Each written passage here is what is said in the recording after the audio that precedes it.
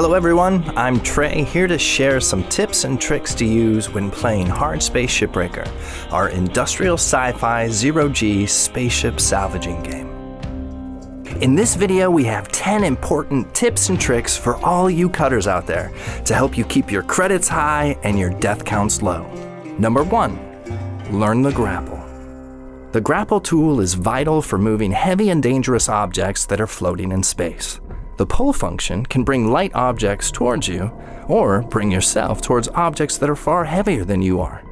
Careful though, if you pull too fast, bad things can happen. Also, when you're trying to pull fragile components out of tight spaces, you can rotate grappled objects by rotating yourself. Number 2, practice the cutter. Remember the old adage, measure twice, cut once, because in Shipbreaker, sometimes you only get one shot. The powerful split saw head mount for your cutting tool can quickly slice through large walls with its searing hot laser, but it can also damage valuable components and accidentally sever fuel lines hidden behind those walls. Your split saw can make both horizontal and vertical cuts, and you always have the option to switch to the stinger head mount when you're looking for more precision. Number 3, use your hands. Your hands are vital tools when navigating zero-G environments. Your magnetic gloves can be used to grab and hold on to metal objects and walls. Use them to stabilize your aim or cushion yourself from high-velocity impacts. Hands can also be used to carefully move and manipulate objects around in the environment, and come in handy when you're trying not to get sucked out of an airlock. Number 4, tethers. Tethers are an advanced upgrade feature for your grapple tool that pulls objects together once they're activated. Larger objects will pull smaller objects towards them, while tethered objects of similar mass will pull themselves together. Using multiple tethers increases the strength of the pull, so if you stack enough tethers together, all pulling in the same direction, you can move almost anything. Refilling your tethers does cost precious credits though, so use them wisely, especially early in the campaign. Number 5, atmospheric regulation. You will encounter some areas in ships that are still pressurized, and exposing them to a vacuum leads to a decompression event. The escaping oxygen hurls all loose objects towards the breach, and often results in an explosive chain reaction. The safest way to depressurize a room is to find an atmosphere regulator and shut it off.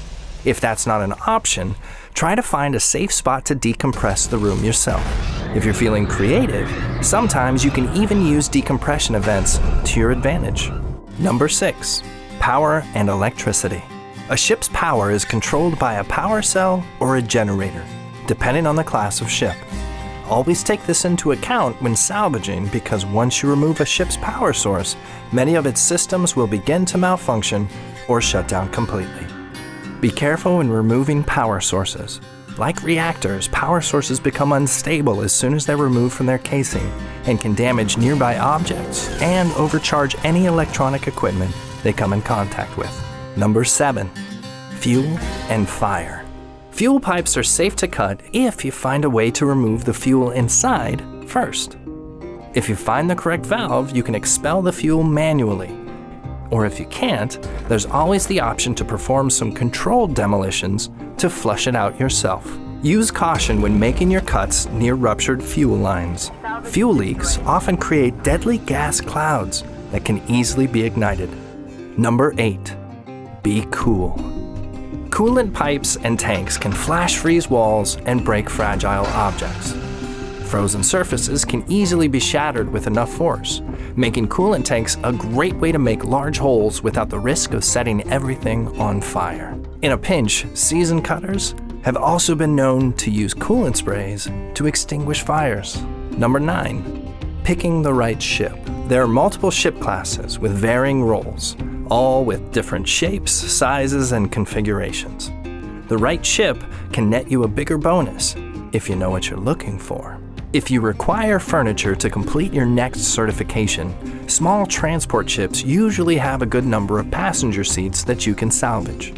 If you're hunting for metal, however, large industrial cargo ships might be your best bet. Number 10, certifications and loadouts.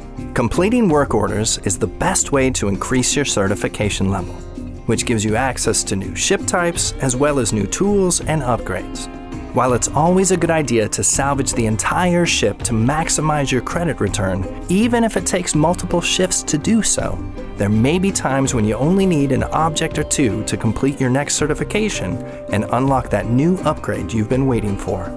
You always have the option to get what you need from a ship and then end your shift early to purchase your upgrades right away. But be careful. LYNX doesn't like it when you waste precious resources and will likely dock your pay to discourage this type of behavior in the future. Thanks for taking the time to check out this video. And if you'd like to find out more about Hardspace Shipbreaker, you can join our community on our official Discord channel. Until next time, stay safe out there, cutters.